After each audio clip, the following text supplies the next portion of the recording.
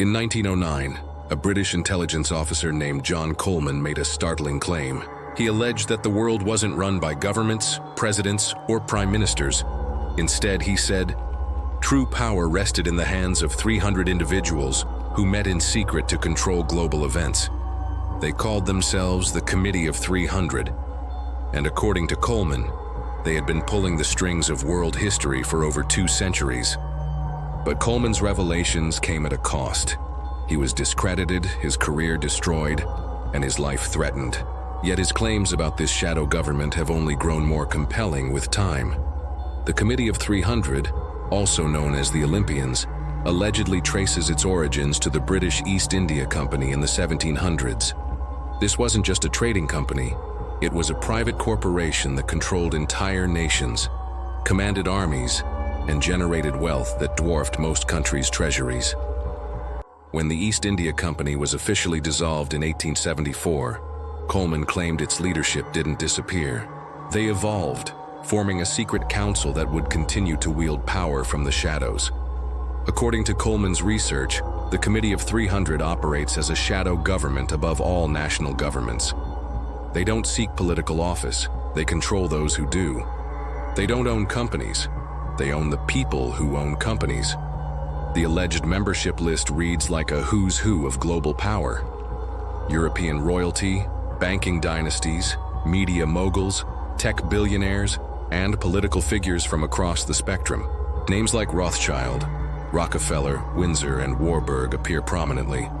But the list also includes surprising entries: entertainment figures, religious leaders, and academics who seem far removed from global conspiracy. What unites these individuals, according to Coleman, isn't ideology or nationality. It's the belief that the world's resources and population must be managed by a select few who possess the wisdom and authority to make decisions for humanity's future. Coleman claimed the committee operates through a network of subsidiary organizations, think tanks, foundations, international bodies, and financial institutions that appear independent but actually serve the committee's agenda. Organizations like the Council on Foreign Relations, the Trilateral Commission, the Bilderberg Group, and the World Economic Forum are allegedly front groups that implement committee directives.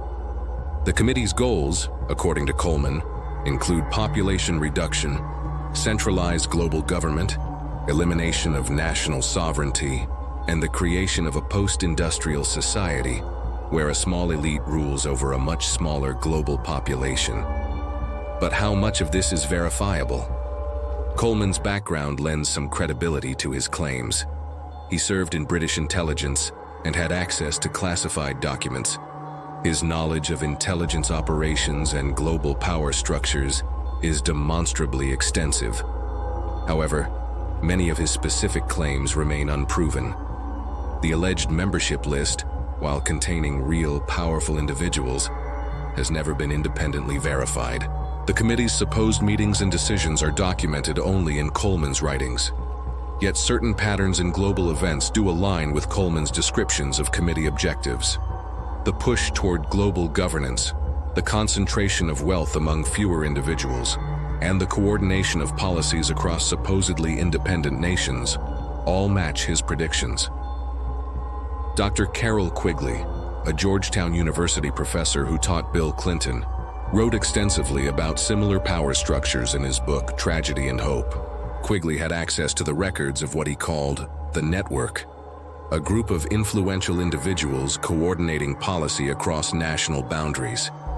There does exist, and has existed for a generation, an international Anglophile network, Quigley wrote. I know of the operations of this network because I have studied it for 20 years and was permitted for 2 years, in the early 1960s, to examine its papers and secret records. Quigley's academic credentials and documented access to insider information lend weight to claims about coordinated global power structures, even if he didn't specifically endorse Coleman's Committee of 300 theory. The World Economic Forum's annual meeting in Davos provides a visible example of how global elites coordinate policy. Heads of state, corporate leaders, and influential figures gather to discuss shaping the global agenda. While these meetings are public, Much of the real business happens in private sessions closed to media and observers. Attendees often leave with remarkably similar talking points and policy priorities.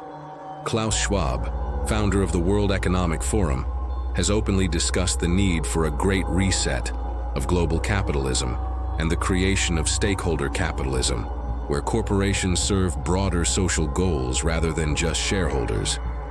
Critics see this as evidence of coordinated efforts to reshape global society according to elite preferences, exactly what Coleman alleged the Committee of 300 was designed to accomplish. The COVID-19 pandemic provided what some researchers see as a case study in coordinated global response. Lockdown policies, vaccine mandates, and economic measures were implemented with remarkable similarity across different countries with different political systems. While public health officials explain this coordination as necessary for fighting a global pandemic, critics point to it as evidence of supranational coordination that bypasses democratic processes. The rapid development and deployment of digital vaccine passports, the push toward cashless societies, and the expansion of surveillance technologies during the pandemic all align with objectives Coleman attributed to the Committee of 300 decades ago. Perhaps most compelling is the documented existence of similar elite coordination groups. The Bilderberg Group, founded in 1954, brings together approximately 130 political leaders and experts from industry, finance, academia, and media for annual private conferences. No resolutions are passed, votes taken, or policy statements issued. Yet attendees often emerge with aligned perspectives on major global issues. The Group of 30, founded in 1978, consists of senior figures from the private and public sectors and academia who aim to deepen understanding of international economic and financial issues. Their recommendations often become policy in major economies. These documented groups demonstrate that elite coordination does occur, even if the specific structure Coleman described remains unproven. So does the Committee of 300 exist as Coleman described? The evidence is circumstantial but compelling. Global power structures do operate above national governments. Elite coordination does shape policy across supposedly independent nations. Whether this coordination happens through a formal Committee of 300 or through the documented network of international organizations and informal relationships may be less important than recognizing that such coordination exists.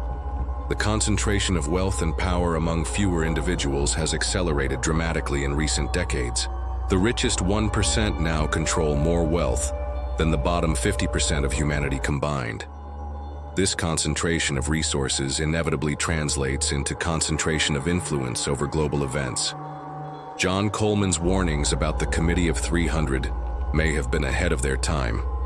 Whether or not his specific claims about membership and structure are accurate, the broader pattern he identified, the emergence of supranational power structures that operate beyond democratic accountability, has become increasingly visible.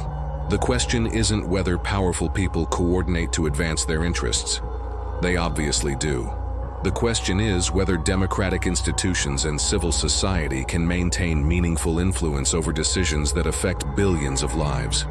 As global challenges require increasingly coordinated responses, the tension between effective governance and democratic accountability will only intensify.